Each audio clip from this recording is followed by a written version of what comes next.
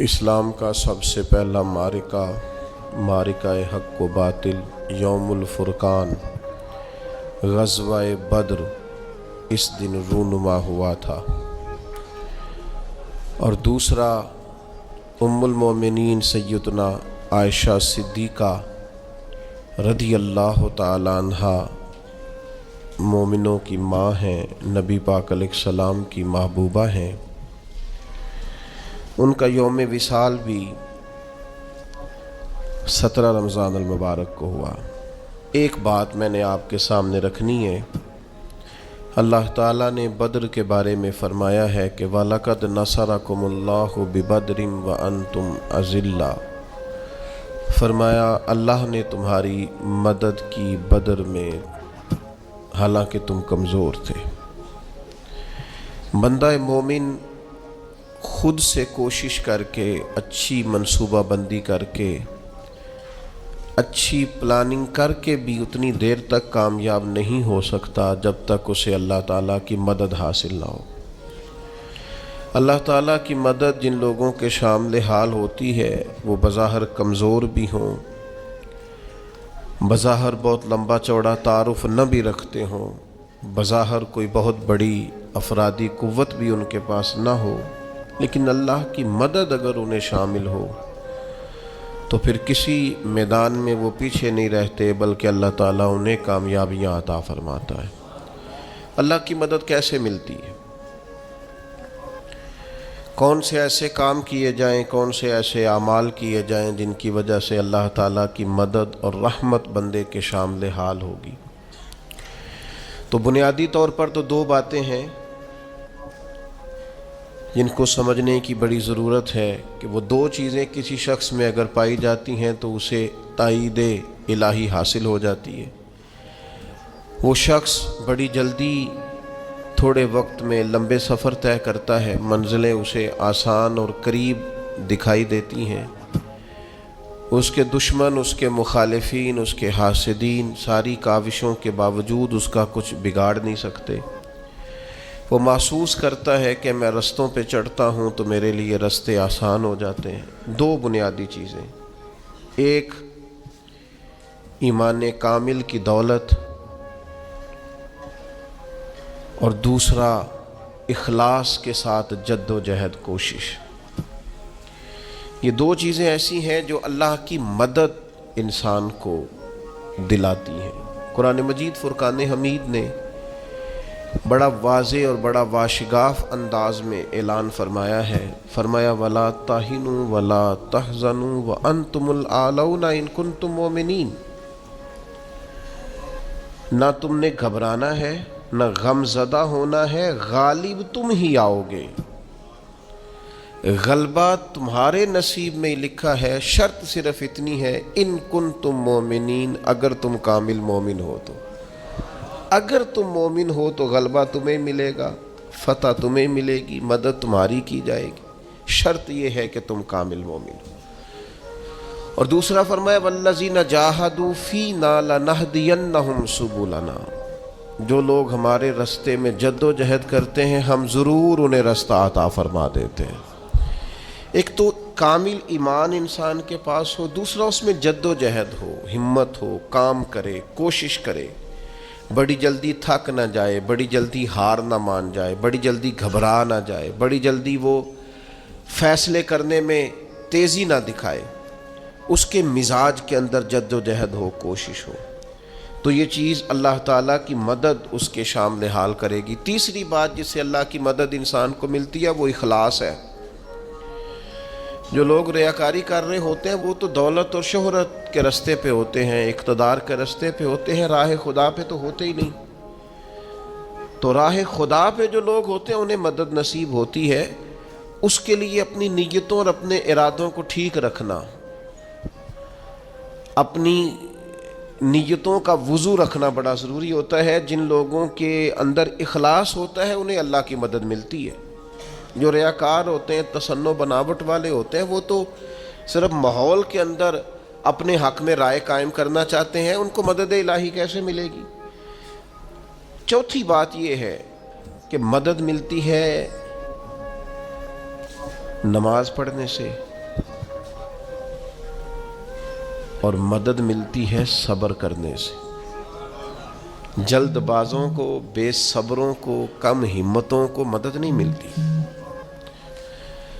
جو حکمت سے زیادہ جذباتیت کے قائل ہوں، تدبر اور فہم و فراست کی بجائے جلد بازی ان کا مزاج ہو، ان کو مدد کیسے ملے گی؟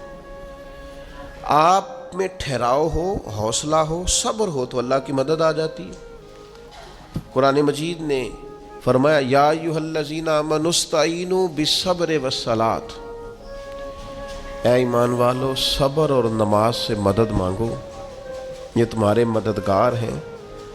آپ نبی پاک علیہ السلام کی مقدس سیرت پاک کو دیکھیں، کوئی بھی وقت آیا تو حضور نے نماز پڑھی ہے.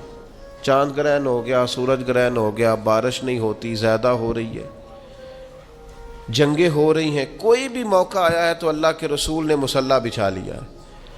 نفل پڑھیں، اللہ کے حضور حاضری دیں، محنت بھی کریں اور ساتھ نفل نماز ادا کریں اور صبر رکھیں. صبر تو اتنی بڑی نعمت ہے کہ ان اللہ مع الصابرین. صبر کرنے والوں کو نری مدد ہی نہیں ملتی، صبر کرنے والوں کو تو خدا ملتا ہے، اللہ صبر کرنے والوں کے ساتھ. تو یہ کام کریں گے تو اللہ کی مدد ملے گی. پھر اللہ کی رحمت اور مدد ملتی ہے ذکر کرنے والوں کو. حضور سید عالم علیہ السلام نے فرمایا جب لوگ ذکر کرنے کے لیے بیٹھتے ہیں تو اللہ کی رحمت انہیں گھیر لیتی ہے. پھر مدد ملتی ہے، رحم ہوتا ہے درود پاک پڑھنے والوں پر. ایک بار تو میرے محبوب پر درود پڑھ، تیرے اوپر 10 رحمتوں کا نزول کیا جائے گا.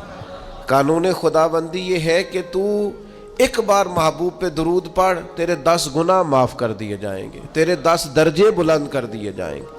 تو پڑھیں درود، رحمت الہی میں نہا جائیں گے. اور پھر اللہ کی مدد ان لوگوں کو حاصل ہوتی ہے جو اللہ کی مخلوق پر رحم کرتے ہیں. مخلوق خدا پر جتنا دل بندے کا نرم ہوتا جائے، رحم والا ہوتا جائے، اتنی اسے اللہ کی مدد ملتی جاتی ہے. نبی پاک علیہ السلام نے فرمایا تم اللہ کی مخلوق پہ رحم کرو، اللہ تمہارے اوپر رحم فرمائے گا. اللہ تم پر رحم کرے گا، تم مخلوق خدا پہ رحم کرو. تو یہ چند چیزیں ہیں جن کی وجہ سے انسان کو اللہ کی مدد ملتی ہے. ان کو اپنایا جائے، ان کے مطابق اپنی زندگی کو ڈھالا جائے، مدد الہی نصیب ہو جائے گی. ایک چھوٹا سا پہلو دوسرا بھی آپ کی خدمت میں عرض کرنا ہے. جس طرح کچھ چیزوں سے اللہ کی مدد اور رحمت حاصل ہوتی ہے نا، اسی طرح کچھ کام کرنے سے اللہ ناراض ہو جاتا ہے، اس سے مدد الہی دور چلی جاتی ہے. سب سے پہلی چیز یہ ہے کہ جب لوگ اللہ کی یاد سے منہ موڑتے ہیں نا تو اللہ فرماتا ہے وَمَنْ أَعْرَضَ عَنْ ذِكْرِي فَإِنَّ لَهُ مَعِيشَةً ضَنْكَ. اگر تم میری یاد سے منہ موڑو گے تو میں تمہارے لیے زندگی تنگ کر دوں گا، تمہاری معیشت تنگ ہو جائے گی اگر تم نے میری یاد سے منہ پھیر لی. اللہ کے ذکر سے اور اس کی یاد سے منہ پھیر کر فقط اپنے بازو کی قوت پر بھروسہ کرنا، یہ کوئی عقل مندی اور دانش مندی کی علامت نہیں ہے. دوسری بات یاد رکھیں، جو لوگ بے یقین ہوتے ہیں نا، یقین کی دولت جن کے پاس نہیں ہوتی، ان کے پاس بھی اللہ کی مدد نہیں ہوتی. اللہ کی مدد تو یقین والے لوگوں کو ملتی.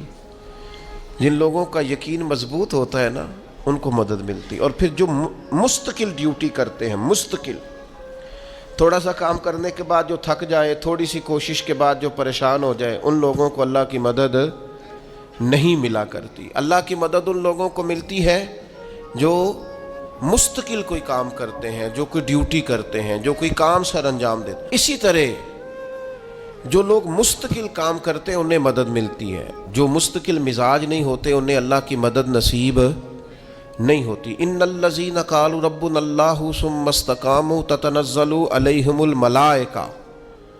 جن لوگوں نے کہا اللہ ہمارا رب ہے پھر وہ اس پر ڈٹ گئے، یہ وہ لوگ ہیں جن کی مدد کے لیے اللہ فرشتوں کا بھی نزول فرما دیتا ہے. اللہ فرشتوں کا نزول کر دیتا ہے ان لوگوں کے. تو مستقل کام کرنے سے اللہ کی مدد ملتی ہے. تو جو لوگ مستقل مزاج نہیں ہوتے وہ اس سے معاذ اللہ محروم ہو جاتے ہیں. پھر ظلم سے اللہ کی مدد روٹ جاتی ہے. جب لوگ ظلم اور زیادتی کرتے ہیں پھر انہیں اللہ کی مدد نصیب نہیں ہوتی۔ کسی معاشرے میں بھی اگر ظلم عام ہو جاتا ہے تو وہاں سے رحمت الہی روٹھ جاتی ہے۔ پھر اسی طریقے سے جو لوگ تصنع کرتے ہیں، ریاکاری کرتے ہیں، نبی کریم علیہ السلام نے فرمایا کہ اللہ قیامت کے دن کچھ لوگوں سے فرمائے گا ان سے جا کے اجر مانگو جنہیں دکھانے کے لیے تم نے عمل کیے تھے، میرے لیے تو کیے ہی نہیں۔ اللہ کی مدد روٹھ گئی، ناراض ہو گئی۔ تو ایسے لوگوں سے بھی مدد الہی ناراض ہو جاتی ہے۔ پھر رزق حرام کے جو لوگ عادی ہو جاتے ہیں، حرام کے، نبی کریم علیہ السلام نے فرمایا ایک شخص دور سے آیا ہے، لباس اس کا آٹا پھٹا ہے، اور وہ دیر سے کہہ رہا ہے یا رب یا رب یا رب، تو فرمایا جی جتنی دیر مرضی دعا مانگے اس کی دعا قبول نہیں ہوگی۔ یہ رحمت للعالمین محبوب فرما، حضور کیوں قبول نہیں ہوگی؟ تو کریم فرماتے ہیں اس لیے قبول نہیں ہوگی کہ اس نے جو کھایا ہے وہ بھی حرام پیسوں کا ہے، جو پہنا ہے وہ بھی حرام کا ہے، جو پیا ہے وہ بھی حرام کا ہے۔ تو رزق حرام جن لوگوں کے وجود کا حصہ ہوتے ہیں، جن کی معیشت کا حصہ حرام ہوتا ہے، ان کی دعائیں قبول نہیں ہوتی۔ تو مدد الہی ان لوگوں کو نصیب ہوتی ہے جو لوگ اللہ تبارک و تعالی اور اس کے محبوب کی بارگاہ سے جڑ جاتے ہیں۔ تو یہ چند ایک چیزیں آپ کے سامنے عرض کی ہیں۔ دوسرا، آج ہم یہاں خراج عقیدت پیش کرنے کے لیے جمع ہیں سیدہ طیبہ طاہرہ حضرت عائشہ صدیقہ کو۔ ہم قربان جائیں ان رستوں کے جن رستوں سے ہماری ماں چلا کرتی تھی۔ وہ کیا عظمتوں والی خاتون ہے، کیا شان ہے، کیا رفت ہے۔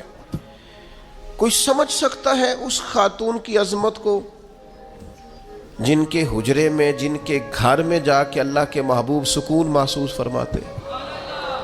آپ سمجھ سکتے ہیں اس خاتون کی عظمت کیا ہوگی جن کے حجرہ نور کے اندر آج گنبد خضرا بنا ہے اور اللہ کے محبوب آرام فرما ہے۔ خدا کی رحمتیں ساری، انوار و تجلیات اور کرم جس جگہ برس رہے ہیں وہ حجرہ سیدہ عائشہ صدیقہ ہے۔ کیا بات ہے، بنت صدیق آرام جان نبی حضرت سیدہ عائشہ صدیقہ کو کیا مرتبہ اللہ نے عطا کیا ہے کہ حضور فرماتے ہیں عائشہ آپ کی تو صورت نکاح سے پہلے لا کے مجھے جبریل امین نے دکھائی کہ محبوب اس خاتون سے اللہ آپ کا نکاح فرمانے والا ہے۔ کیا عظمتیں ہیں اس پاک باز خاتون کی۔ لیکن حضرت عائشہ صدیقہ کی زندگی کا سب سے بڑا سبق اپنی روحانی اولاد کے لیے، ہمارے لیے، ہماری نسلوں کے لیے، امت کے لیے سب سے بڑا سبق سیدہ عائشہ صدیقہ کی زندگی کا ہے پڑھنا پڑھانا، دین پڑھنا۔ انہوں نے احادیث یاد کی، امت تک پہنچائی۔ سب سے بڑا ان کا سبق پڑھنا پڑھانا ہے۔ امت اگر حضور کی باتیں یاد کرتی ہے، آگے سکھاتی ہے، پڑھتی ہے، آگے پہنچاتی ہے، تو پھر وہ اس سبق کو یاد کرتی ہے۔ اللہ تبارک و تعالی ہماری اس بزم کو اپنی بارگاہ میں قبول فرمائے۔